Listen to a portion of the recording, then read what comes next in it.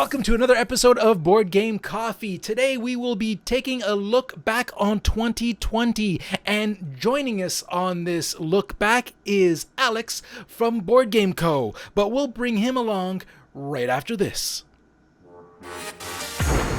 Get back here this instant! Thank you. Oh, I love you too. I couldn't have done it without you. Thank you. Thank you. Alex, there you are. You're beautiful.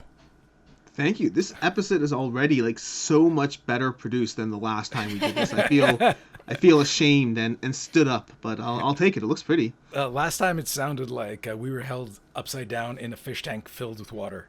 Well, that was just one part of it. I didn't have any of these special graphics. I didn't have intermissions. I just rely on just trying to get past, move forward, rush. And you guys were like, let's do that again, but better this time. It's 2021. We can do something right. Yeah, this is our second show, and look, we have graphics and everything. We're going all out. Let's bring this mic a little closer. Now, just so our audience knows, if there's going to be any volume issues, it'll be on our end because I'm a lot louder than my beautiful wife. She's a delicate flower, and you could tell that in her voice. Yeah, my wife and I have the same problem. Whenever we record, she's like a good foot shorter than me, which means she's a foot further away from the mic, and she's quieter, which means I'm always trying to tune back my voice. It's always a fun balance. I imagine her just jumping up every time she speaks because you said she's a foot shorter. So it's worse than that. On the couch where we record our videos, one cushion sinks in, the other one doesn't. So whenever we have to be conscious of who's sitting where, because otherwise she looks like she's 2 feet shorter than me, which is not good. Yeah. All right. But so 2020, what happened in 2020? Yes, that's right. Today's episode is a look back on 2020, and because we are safely in 2021 where everything is better, right? Exactly. Usually, as soon as you cross that line, that's when things match. I mean, honestly, who are we kidding? We've already had this. It's already been a fun first 5 days or whatnot. And to keep everybody up to date on our end, we're all on lockdown on this end. I don't know how it is for you, Alex. We're on lockdown again. And I think it increases in severity come Thursday, I believe. So yeah, I've seen all the updates. I don't know. I mean, you're in Ontario, right? Ontario has large Yeah, Ontario just there's a state of emergency right now, so we are going into full stay at home, not allowed to leave your house on Thursday. Yeah. It's a crazy world we live in. No matter what you do, it's a crazy world. Yeah. Hopefully a vaccine takes place and stuff happens and good stuff happens, preferably. But yeah. Well, the good stuff that's happening right now is at least we got board games to keep us company. But let's talk about all the good things and the bad that happened in 2020 in regards to board games. Okay, so now we got a series of questions, and this is part 1, by the way. So we are going to handle 5 questions on Board Game Coffee, and then you can go over to Board Game Coffee Co. for part 2. All right, let's see. Let's get this started. Brittany, head us off with the questions. You're doing the questions. Do it. Okay, so what was your most played game in 2020? So my most played game in 2020, I just did a list with my wife, so I know all these answers for this one, but my most played game in 2020 was One Night Ultimate Werewolf. I knocked out so many of those games. Oh, you made a face. You made a face, sir. You don't like hidden roll games. We discovered this last time, didn't we? So One Night Ultimate Werewolf, it's always a game we've played. But then we discovered during COVID that there is an online version you can play in a browser. And so my group and I, we took to Zoom and popped up the online version and proceeded to play a lot of games of One Night Ultimate Werewolf. In particular, one particular 4-hour session one night, we knocked out 20 games just in a row at 8 minutes a shot, boom, boom, boom. And so that combined with another 20 or so plays across the course of the year made it my most played game of 2020, coming in at around, I can't remember exactly, but somewhere around 40 to 45 plays, which was a lot of plays of a single game. So this is why you got a face. I got the face. We talked about this last time. Yeah, that's right. But I don't know if I told you the story where I was on a work trip. We were on a party bus. I'll give you the short version. And they started playing One Night Ultimate Werewolf. And I was like, I don't want to do this. But it was one of those, everybody has to do it if you're on the bus. I was like, oh my God. It was me and it was 20 or 30 of us on this bus. It was a big bus. But there was a beer fridge right beside me. And my buddy Tim, he was sitting right beside it. And they started the game. And it was, I can't even remember how you play it anymore. It was so long. That was the last time I played it. But there's a whole lot of close your eyes, open your eyes, close your eyes, hands up, hands down. Who do you think? Accuse people. And I was just like, I just don't want to. I just don't want to. And then they're like, it was like a cartoon segment. They're like, okay, who do you think is a werewolf? And I was like, Mark's a werewolf. Like, I'm like doing it in my breath, and then it caught on. Everybody's like, Mark, blah, blah, blah. And then it was something happened, and then I was out, and I was like, excellent. Tim, pass me a beer. So I got myself out on the first go, and I just drank beer the whole time while they played. One Night Ultimate Werewolf is a particularly interesting game. I mean, to begin with, you don't like this genre of games, so to begin with, it's already problematic. But problematic, is the wrong word, but not for you. But even within that, One Night Ultimate Werewolf is very group dependent. I find that more so than other hit and roll games, it is not going to do well on your first shot. It's not going to do well unless people prep you for how it plays, and it's not going to do well unless you have a good group meta going on. Because the problem is the game relies on things happening and changing during the night, so you can actually change your role and not even know it. And so you need to understand the meta of your group. You need to understand how and why you're lying to each other or driving that narrative. Otherwise, it just turns into a weird situation where everyone just blurts out what they think happened, and then suddenly everyone knows what happened and the game's over. It's all about trying to drive the narrative while being just honest enough that you can be part of the conversation, but just deceptive enough that you're still holding on to the right pieces of information. But you need, like, I remember when I first played this game, and we love hit and roll games, if we were like, I don't get it, we're not going to keep this, we're going to get rid of it. And then I popped up online, read a blog post, and I was like, oh, let's play it that way. And ever since then, it's become one of our favorite hit and roll games. Maybe we should play around with you. Brittany's never played because I've never brought it home. Well, I mean, if you don't like hit and roll games to begin with, I don't know if this would change your mind. I mean, it might, but I can't imagine why. I like to think I'm an open-minded person. Maybe it was the group. It could have been the group. It could have been. Probably not. But anyways. Or it was the beer fridge you were waiting to open. Well, okay, so for our answer... Give Feed the Kraken a try sometime. If you want to try a hit and roll game, Feed the Kraken might be more up your alley. All piratey and whatnot, more thematic, more driven by the board. It's a longer game, but it could work for you. I don't know. All right. Well, for our answer, we've got... Okay, this time around, we've done good. We don't have, like, 5 answers for every one answer we need. But we do have some where we have each a separate answer, and I think that's fair. Because... And in this one, most played... we have not played the same game the most between us. It's not the same numbers. For me... Sure. The most game, or the game I've played the most in 2020 kind of snuck up on me at the end. And then all I did was binge Aetherfields. Aetherfields. Oh Aetherfields. My gosh. I was just playing Aetherfields all the time. When you say most played, do you mean game sessions, hours played? How do you define It's the same for me. Because here's the thing, with Aetherfields, I had it out on the table for over a month. Yeah.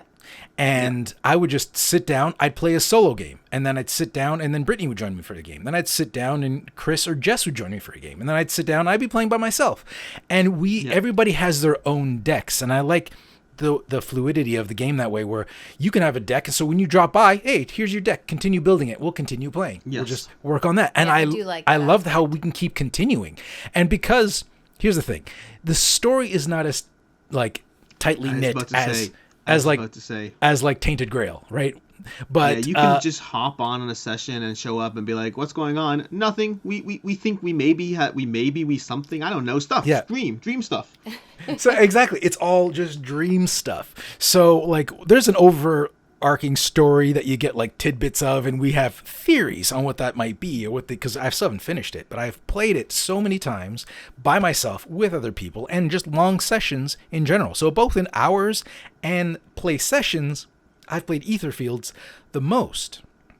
Now the reason Aetherfields is still set up on my table. It's actually underneath my game table right now as we speak, because I got in a good 12 to 14 hours before I had to stop, just because I was shifting to another game for the sake of doing a review. But I want to dive back in. It's a solid game with like this. It pulls you in. Each stream stands on its own, but it's intriguing. It's weirdly intriguing.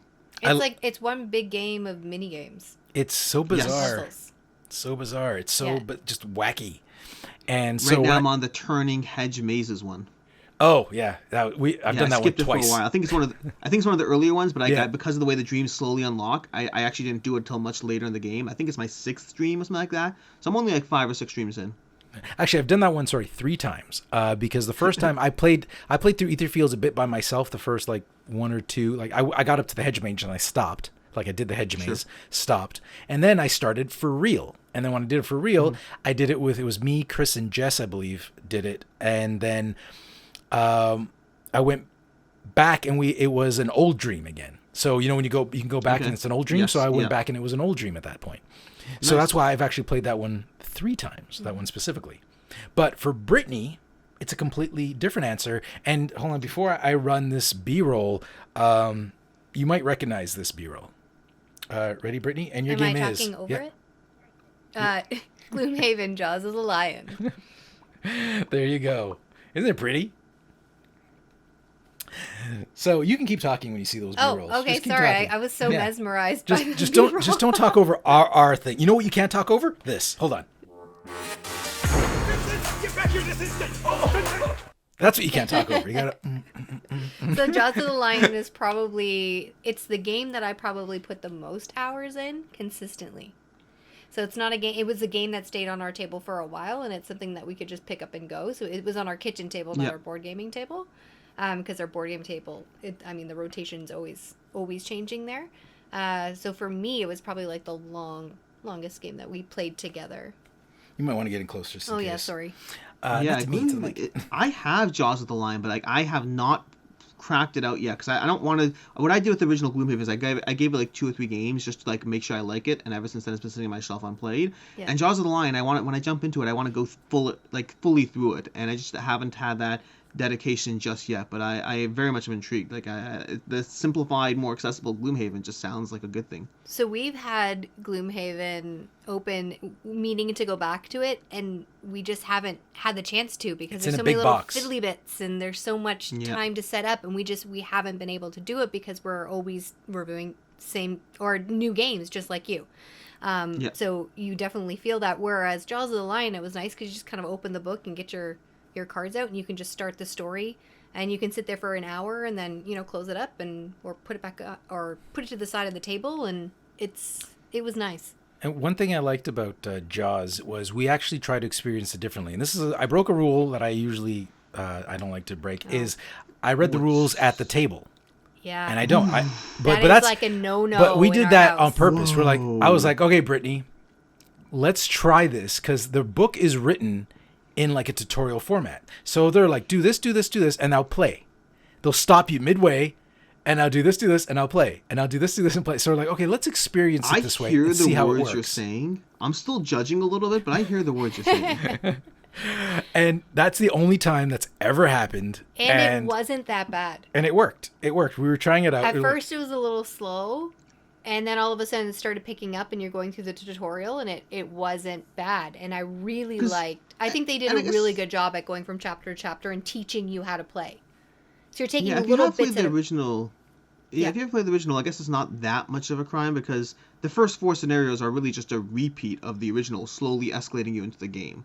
So I mean, I'll have to like really reserve judgment until I actually open that book myself and give it a shot. But it doesn't sound good.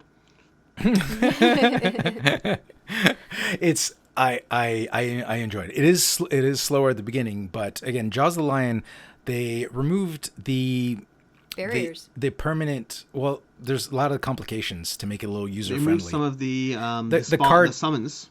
Yeah, and the card stickers, like that was a huge. That's if you play Gloomhaven, that's a huge complication. We had stickers, and you have to do math on like how many stickers do you have on it already, like what level you are. I don't remember how it goes, but there's there's like a table. It's like this is how you figure out how much your sticker is to put on your new card to alter it. And I read that, and I was like, holy crap! I remember Brittany. I remember telling Brittany, I was like, when we're playing Gloomhaven, when we get to that part, I'm just gonna read it out of the book again because I cannot remember. We'll just follow this chart, and then we'll customize some cards. But Jaws of the Lion removed that, so it made it a lot easier. All right, how about we get on to our second question, unless Alex has anything to add. No, that's good. No, All let's the go. games we've played, Okay. most of the games, yeah. What did the lockdown ruin for you?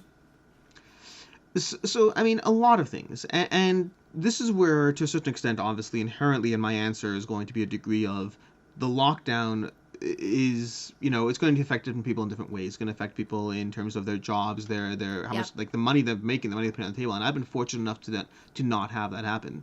When we went into lockdown initially, I can work from home, and so I've been able to do that. So my answer is I want to be aware of my answer of being petty in the grand scheme of things.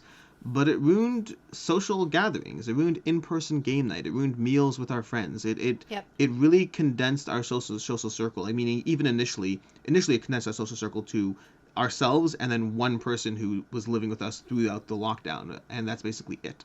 And that was everything we had. And we were very social people. We had a game group of like 20 plus people. We had people over for meals and like just hanging out all the time, and it completely destroyed our in-person social life. And the world has opened up to a small degree, but obviously, as we talked about at the beginning, things are still crazy. So things are still very much like, so over time we eased back to having 3 or 4 people that we all kind of share a setting with. So like we'll occasionally, we like not meals or anything like that, but like you'll have someone come over. So like our game group now went down from 20 people to now we have like 3 people. So like we still have people that we can see, but in terms of the grand setting of social interactions I've had, most of them have been confined to WhatsApp groups, Signal groups now or whatever, online, Zoom or whatever. And so there's definitely been a huge social impact in the people that are in my life these days.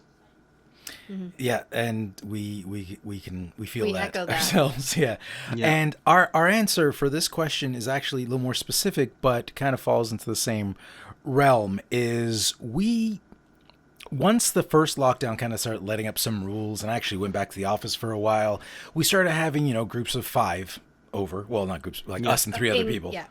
So Exactly. Yeah. and That's what it is. It's the 3 of us, the 2 of us who meaning Yeah. myself, my wife, the person who's living with us, and then 2 other people. That's our current group. So we had, it's me and Brittany, and then we'd have like Chris, Jess, and Kayla over. And we were like, all right, well, let's celebrate that we can be together again. And then let's play some Betrayal Legacy. And we were just knocking this out. We were just like, we can actually finish this. We got to chapter 7 and they're like, lockdown. And we're like, no. So it's funny that you bring up that game specifically because of the fact that we had this new evolution of our game group for a good 3 months, whereas myself, my wife, and this one person who is now basically living with us, what we had is we got a bunch of other games to the table. We got a bunch of games that we wouldn't have otherwise. We managed to play Charterstone. We've been playing through Pandemic Legacy. I got Betrayal Legacy, even though it's not as good a 3, but it was rated okay enough and I was intrigued. But then things started to open up enough so that Betrayal Legacy is still sitting on my shelf unplayed. But I specifically got it because of that lockdown. Yeah, so the lockdown specifically screwed over our board game. Like we're going to finish a Legacy game. We're actually going to start it and finish it because we were doing it at a good click. Like we sat down twice with it and we got to chapter 7. Mm-hmm. So we're Nice. like, if we How if is we, it, by the way? I like it, but I think I was a little too hyped up for me. But I did like it. Interesting. What I do like about it over things like, actually, you know what? We talked about Etherfields. Let me bring this up. And I use Betrayal Legacy as an example for something. In Etherfields, the rules are a bit messy, right? They're a bit messy. And because in Etherfields, you get the rule book and it says, here's what you need to know. And here's some other stuff that you don't need to know. But when you do, we'll let you know. So when you get to a new rule in Etherfields, you're like, is this something I needed to know? And it's something I just forgot in the rule book? Or is it something that I don't need to know that the game will tell me eventually? And so it was a bit of a mess because if you think it's something you need to know and you'll go back to the rules to look for it, you can't find it and you wasted time. You're like, oh, this is not a need to know. And then there's certain things where I waited. I was like, no, it'll tell me how this works. It'll tell me how this works. And then I was like, wait a second. This has been in the rule book the whole time. It's like, God damn it. Where in Betrayal, because in Etherfields, they put so much things in front of you that you don't know what it is. And they'll say the explanation will come. Where in Betrayal, they're like, hey, if you don't need to know what this is, we're not going to even show it to you. You know, it's not even there. It's not even a consideration. Don't worry about it. We'll hide it in a box, in an envelope, in a sticker book. We hide it away for you. And then once you get it, you're like, what is this? And they're like, oh, and here's the rules. It came with it. Like, it just unlocks rules. It unlocks the mechanism. In a Legacy game. I mean, Etherfields is great, don't get me wrong, but I definitely do have that complaint about it, about some of the accessibility issues. Versus regular Legacy games that just throw things in a box and you get a sticker, you get a box, you get a something. Those they can be very streamlined experiences. Yeah, and I like that because the whole game is like a giant tutorial because you're like, hey, it's basic, House on the Hill or House on Haunted Betrayal Hill. of House on the Hill. Yeah, Jesus, Betrayal of House on the Hill. I can never get the title right for some reason, but yeah, it's like it's basic house, basic Betrayal, and then then they throw in some extras, and you're like, oh, this is great. So I enjoyed it, but there are certain aspects that I was like, this is really awesome, but this part could be awesomer, and maybe it will be. We're not finished. So have the two of you ever played Pandemic Legacy? Not yet. No, it's downstairs. Oh, you have to. And you can We play have it two it. players, by the way. If Yeah. you play it two players, you can play it two-handed each, meaning controlling two characters. But it's really, my wife and I have played through season 2 twice. Season 1, I've done season 1 twice. My wife's done season 1 once, and we need to play season 0. But it's both a solid game night game for, 4 people, as well as being great with couples or just 2 people as well. I want to do some prep before we get back into Pandemic Legacy, and I want to play some old school Pandemic. Just kind of get back in the flavor of it, because with old school Pandemic, I got really good. Like I had a group that we were doing like 7 epidemics that you get from the expansion, and we were getting it more than 50% of the time. We were winning with 7 epidemics. Like we had that. So if it helps, down. the Pandemic Legacy does have this for the first game can be infinitely replayed before you dive into the Legacy aspect. So you can just read the rulebook, and before you even touch a thing, the most you'll do is you'll name your characters, you'll name the places on the map or stuff like that. It's just things that don't matter. But you can infinitely play that first game, and it'll tell you which things to skip if you're not yet doing Legacy stuff. But we play so many games by ourselves. I kind of want to save the Legacy for like our group, so Go we can for it, all save it. experience it together, right?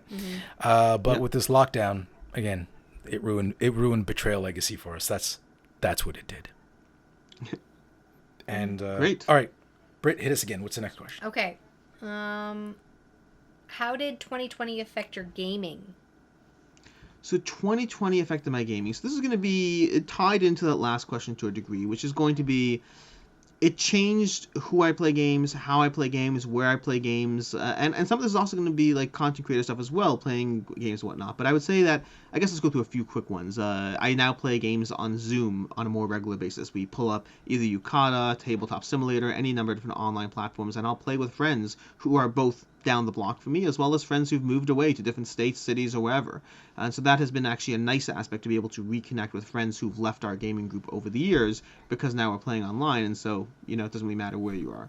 Past that, in person, like I went through a whole phase of revisiting and re-exploring some of our older gateway games because of this third person who was living with us who was just getting into gaming. Like she's played Catan, she's played other games and whatnot, but like she just started getting into like more of these heavier games, and so that was a lot of fun as well in terms of being able to play those, experience those, or all of that. Past that, let me see. I don't know. I mean, I play a lot more. I don't know. I was gonna say I play more games with my wife, but not really. I just play games with my wife, with whoever's here.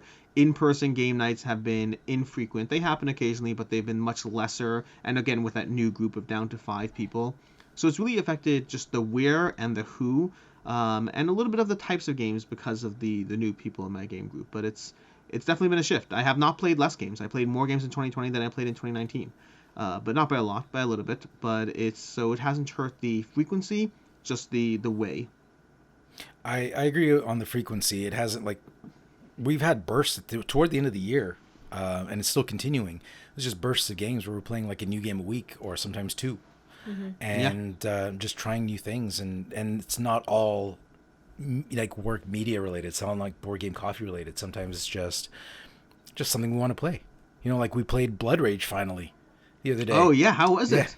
I loved it. We loved loved it. it. We loved Blood Rage. It was great. Blood Rage is so good. It's It is so good. I may have got a little ragey after our first game, but That's good.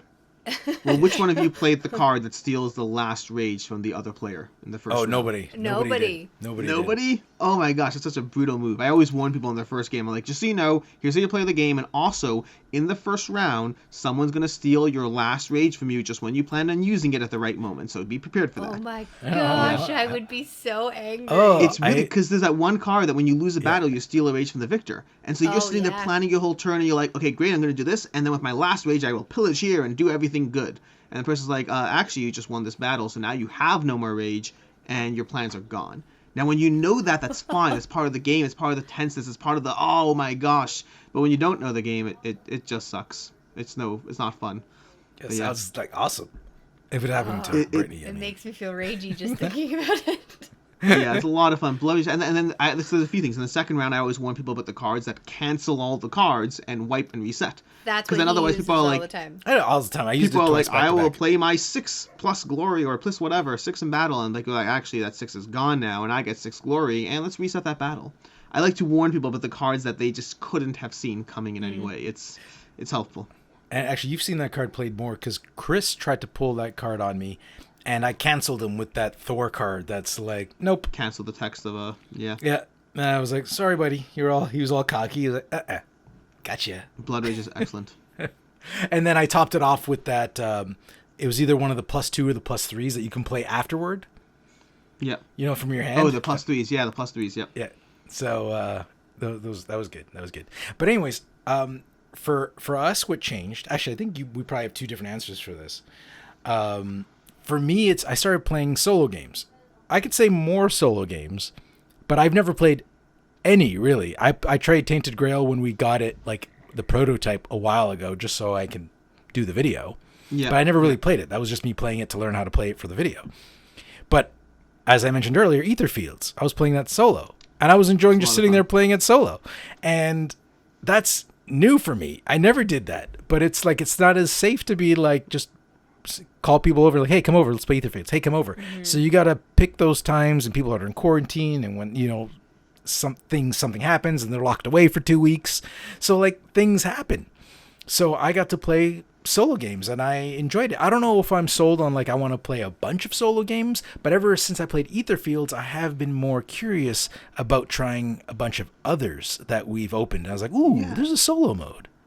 Solo games for me represent a much smaller percentage of my playtime, maybe in the range of 10 to 15%. It might have gone up by like, you know, I probably at 5 to 10% before I started doing content creation, and 10 to 15% because with content creation, things like Aetherfields, things like Kingdom Rush are opportunities to dive into something without having to worry about who I have to round up.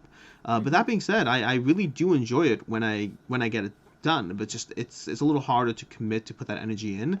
But you open up certain worlds that you otherwise wouldn't be able to experience. If something is a good fit for you, not a good fit for Brittany, or Brittany's busy something else and you don't have someone else over, there's lots of opportunities that suddenly get opened as soon as you're willing to dive down that rabbit hole.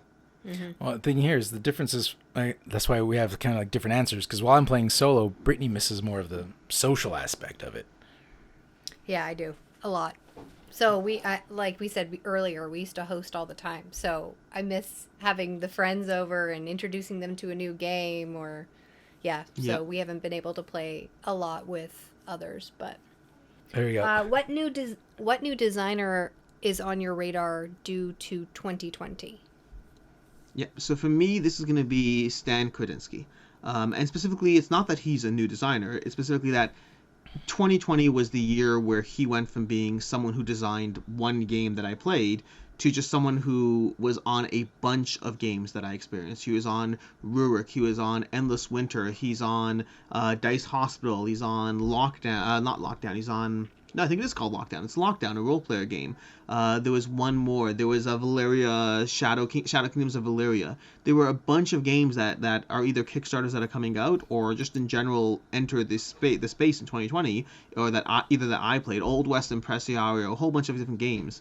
And he just suddenly popped from being someone who was there to someone who is someone that I now know about, someone whose name is almost an instant reason to pay attention to him, just because a bunch of his games were, I got the opportunity to play either as prototypes or actual finished games, and he's got some solid stuff, and his designs are all over the place. He's not like a Uwe Rosenberg or Stefan Feld who has a unique feel to his games. Mm-hmm. His stuff is vastly different, ranging in weight, in mechanics used.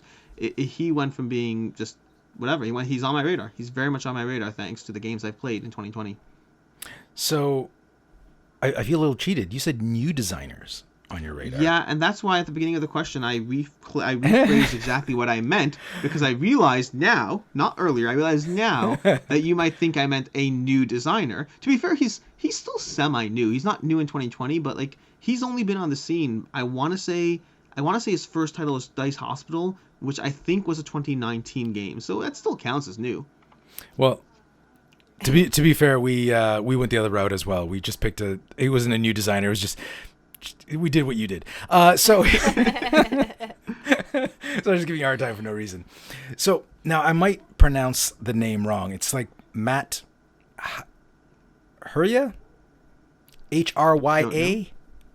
Anyways. What did he design? Here's the thing. The game currently that we're playing that he designed actually isn't released yet. We're playing the prototype is Power Rangers, the deck building game.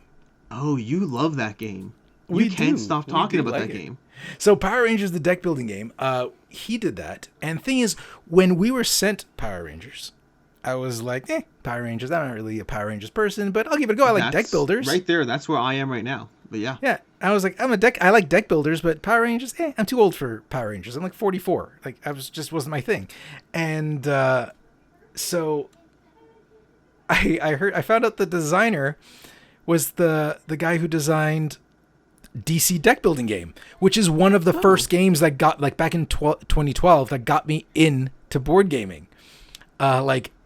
Like hardcore Nice. into board gaming. Yeah, it was yeah. it was the trigger, and it was that in Marvel Legendary, and it was one of the first games that I taught Brittany how to play. So like that was one of her first deck builder experiences. That in Marvel Legendary, Yeah. and I was like, this is awesome. I was like, I love DC DC deck building game, and then he also did Heavy Hitters, which we actually have a box Right behind you. I see it right there. Interesting. he I did- have Heavy Hitters on my shelf. I have not played it yet. Oh, I love Heavy Hitters. That was one of our first reviews and one of our first how to plays, and it's like, we gave it like a 5 out of 5. Like I loved Heavy Hitters. I love everything about Heavy Hitters. I like the minis. I like the card play. I like it's this big 3D cityscape that you're going through and trying to target It's each other. very cool looking. Yeah. Oh, it's I love that game. So when I find out the guy who made DC deck building game and Heavy Hitters, You were excited to get I was to the like, table. okay, give me this rule book. I'm ready. And then he did not disappoint. So he's not a new designer, but here's the thing. When I played the DC deck building game and Heavy Hitters, I didn't even know they were designed by the same person. I had no idea who designed it. Yeah. It was only because of Power Rangers that they were like, oh, yeah, it's Matt. Matt designed this. And I was like, wait a second. You know what I mean? And then I started piecing it all together. I was like, I like this guy's games. And I had So no that's- idea. That's what happened to me with Stan Kadensky. Same idea. I owned Rurik. I love Rurik. I played Old West Impresiario, which is a dice drafting game, and then later that day, I picked up Shadow Kingdoms of Valeria, a prototype, to play that one. And I was like, this game feels very similar to the game we just played. It's though I know I said the designs are very different. Those would be the only two that are actually similar. And I looked at the name and I was like, that name looks familiar. And it's the same idea. Like I had this click. I was like, and boom, and then suddenly his name was everywhere in everything I was playing. And I was like, well, I like this guy. Yeah, I find mostly we're more in, I guess, in tune with like publishers. Like we see the publishers' names, Yes. you're like, oh, I like the kind of games they put out, or I like 50% of the games they put out, or when they put out this type of game. Like CMON, I like when they put out their big miniature rolling dice things, but I don't necessarily run out to pick up like Foodies or or their Yep. Candy Crush type of game. I forgot what that was liked called. foodies. You did. I'm not saying I didn't like Foodies. I'm not He saying just I didn't like rush to get it, Foodies. that's all. Yeah, it's just like when I think CMON, I was like, ooh, you put out any minis game with dice and rolling, I'm there, CMON, I'm there for you. But then you go to their booth and you see Foodies. It's like, CMON made this? It doesn't seem like a CMON thing. Yeah. But yeah, so Matt Hyra, it's I don't know, Huria. I'm gonna go with That Huria. one. Definitely that one. Let's go with I agree. Huria. So yeah, he's my designer. It was 2020. It was because of 2020 that we became aware of him, even though we've been playing his games since we started dating and playing games together. So that Nice. worked out nicely. Yeah, yeah. Okay, so let's move on to the next question. Last and the last. So let's make this a good one. Let's make it a good one. So, what did you want to play that you never got to in 2020? So this is the question where I relied on the fact that last time we did a video together, you guys brought a bunch of answers to every single question to the table. And so I was like, you know what? This is one where I'm not comfortable bringing one answer. There's a lot. And I'm What? just going to That's shove them all unacceptable. in there. No, this is me catching up for... I mean, you guys have behaved this video too, but I'm bringing them all. And so there's a whole bunch. I mean, don't get me wrong. If I brought them all, there'd be like 50. But there were a bunch of games that I really wanted to get to the table in 2020. I just didn't. Some of them, I would say, not some of them, all 4 of them. No, 3 of the 4 I have read the rulebooks for in preparation to getting to the table, and the 4th one I'm not yet. And that's going to be Black Rose Wars, which I know you two have because I saw your unboxing video of Black Rose Wars. Have you played it, by the way? No, I didn't it's even. on our yeah. shelf of shame. Yeah, it's there. It'll Yeah. get played. And It'll get today, played. just today, my big Seder box arrived today, so I got that. And so I got that secondhand from someone because I didn't get that originally. And so Black Rose Wars has me super intrigued. I'm halfway through most of the way through the rule book at this point. All the spells and the destroying rooms and doing stuff and more stuff and destroying things. It sounds cool, and it's one of Ludus Magnus Studios' well-rated games, and I'm excited for that one. Then there's going to be Skytear. Skytear is a MOBA style board game that it looks intriguing. I've heard good things. Every time I talk about any MOBA games, people bring up, have you played Skytear yet? Have you played Skytear yet? And so I need to play Skytear yet. I just haven't. Then we're going to have Cloudspire, another MOBA style game by Chip Theory Games. And Cloudspire, I've read that rulebook 3 times in preparation for playing the game, and I have not gotten it to the table. I need to just sit down. This is a good example of that solo aspect. I need to sit down, play it solo, so I have it smooth, I have it clean, and then introduce my wife to it or whoever else I'm playing with. And then lastly is going to be Lords of Hellas by Awakened Realms by Etherfields, same company as Etherfields. That Lords of Hellas is it falls into that category of these giant area control games like Blood Rage, like Rising Sun, that I have had on my shelf for 2 years now. I've read the rulebook twice, and I just need to play it. And don't get me wrong, there were a lot of games in 2020 that I finally did knock off my shelf of shame, shelf of opportunity, whatever. But those 4 are particularly ones that I want to play them. 2021, some of those will definitely hit the table. 2021, we are going to get to Black Rose Wars. Black Rose Wars. We'll get there. Yeah. I had Blood Rage on my brain for a second there. But you know what? I got excited in the last one. I got so excited about that category that I forgot I had things queued up for the DC deck building game and Heavy Hitters. Look, I had a video and everything ready to go. Look at those minis. Look how awesome they are. And that's what the board looks like. If you haven't seen it, and the card art looks awesome. Like, how awesome does this game look? How does it play with 2? How does it play? Did we ever play this 2? We ever played it 2. Yeah, I'm not sure we ever played it 2. Because no, I think way before. I think we've only ever played 3 or 4. I agree. I'm not even sure we played 3. I need to get on and play it. Yeah, I think we've only ever played it 4. But 3 would probably be good. So if you have 3 and 4 is decently well rated. 2 is a little bit less on Board Game Geek. Yeah. The ratings they have for that. But yeah, I need to get to the table. There's a lot of others. That one's also on my list of games I need to get to the table. My list has gotten longer and longer because I've started doing content creation. Like it used to be barely manageable as it was. But now I'm getting games that from the publishers as well, and it's a whole different story. Getting Kickstarters, getting whatever. I constantly have a list of more games that I need to play, and these are good problems to have in the scheme of things. But it just means a lot of games staring at me and making me feel a little guilty as I walk past. Yeah. And I got a bunch of them sitting behind me to make me feel guilty. They're just watching me. I don't know if you can see the Edge Dawnfall. Oh, I played that one. That one I played. There you go. Yeah, Brit, move your head. Go back. There you go. Bam. Oh yeah. No, you're good. I see a whole bunch of stuff there. So here, the thing is, like Edge. I know we only have one on our list, but Edge Dawnfall was one that I had on the list, and I removed it because I was like, no. You're gonna play fair this time. Last time Alex did this, we gave him like 20 answers per, and this time it was like, no, I'm not gonna say the Edge Dawnfall was a game I wanted to play. I'm not gonna even mention the Edge Dawnfall. Like it's not at all. It's important that we not talk about the Edge Dawnfall at all. No, not at all. Like it's whatever. So the game that is actually not Edge Dawnfall that we wanted to play. That we did not get to. This is a shared answer? This is a shared answer? This is a shared answer. This is shared. I know. And you could have brought 2. You guys really behaved. No, we did. Here it is. Clank Legacy.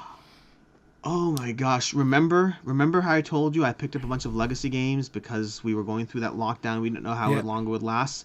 Clank Legacy. I read the rules. I'm prepped to play. It's on my shelf. Have not gotten it to the table. We haven't even opened it. No, we unboxed it. Oh. We Did we did unboxing. Okay, never mind. No, or did we? I don't remember if we did. I don't know because it's a legacy. We usually don't. I don't think I saw an unboxing from you. So I remember maybe we seeing didn't. an unboxing for Betrayal Legacy. I remember seeing that from you. Yeah, But I don't remember seeing an unboxing. Oh yeah, so maybe we didn't do it. No, No. we probably didn't. Oh, because we got it late. We did get it. We got it late because we were like, we can't play it right now. We'll just wait. And then we're like, okay, we got it. But yeah, I want to play that game so bad because we love Clank, and she likes Clank more than I do. I do. I love. Like, and I like it because the whole like deck building with dungeon crawling. I was like, oh, it's great, and it's the guys from Penny Arcade, right? That do Penny Arcade, they're doing the writing, and those guys are awesome. Like I went to PAX, so I saw them live doing their Acquisitions Incorporated dealio Sure, on stage live, and I thought it was pretty awesome. That was pretty awesome, and I can't remember which PAX I went to. So one like in Boston. I think that might have been the one I went to. Philadelphia, Boston, I don't really know all of Something, them. I can't remember. There's so many. But yeah, we really wanted to play Clank. But again, as we said earlier, we wanted to kind of do legacy games with our group. But we can't, get like enough time in a row to get our group together. everyone So together. we were going to use Betrayal as a warm-up because as a group, we've never played a legacy game from beginning to end. Or actually, a lot of us at the table never played together I think legacy Betrayal game. Legacy was our first as a group. Yeah. So we Wow. wanted to get through that and be like, okay, that's a warm up, and then we're gonna go to Clank. I like how And Betrayal Legacy is a warm-up for you. well, it wasn't gonna be Gloomhaven. That's not a warm up. I've played Gloomhaven not in its legacy format. I've played Gloomhaven as in like one-off missions. So I never actually played it in its legacy format. So I never did anything permanent. Never got to open any boxes. So, but yeah, that was it. That's what we both miss playing because we've heard so many good things about it. I've heard so many Yeah, people say I'm it's right their there with favorite you. legacy game.